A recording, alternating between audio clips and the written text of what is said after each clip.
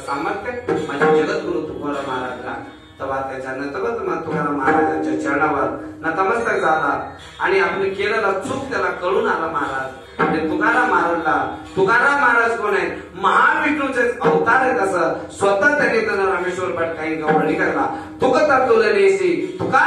प्रमुख अवतार म्हणजे तुकाराम महाराज इतकं सामर्थ्य त्या तुकाराम महाराज होतं त्याने काय छंद होतं महाराज केवळ भगवंताच्या नामाचं छंद होतं त्या छंदामुळे त्यांनी या लोकांच्या जेव्हा सूर्य आणि चंद्र राहील तो म्हणजे जगद्गुरु तुकाराम महाराजांचं नाम राहील आणि आज आपण तुम्ही भजन करा ते तुकाराम महाराज केलेलं आमच्या केलं सर्वतोम मोठा उपकार आहे महाराज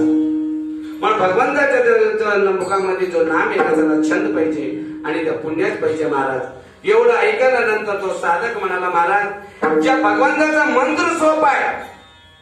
त्या भगवंताच्या मुखाला येणं त्याला भाग्य मोठे आहेत म्हणला मात्र त्या भगवंताचा स्वभाव कसा आहे त्या भगवंताचा अधिकार कितका मोठा आहे ते आम्हाला सांगा त्याचं उत्तर अभंगाच्या तिसऱ्या चरणामध्ये देतो विठ्ठल दैवत भोळे विठ्ठल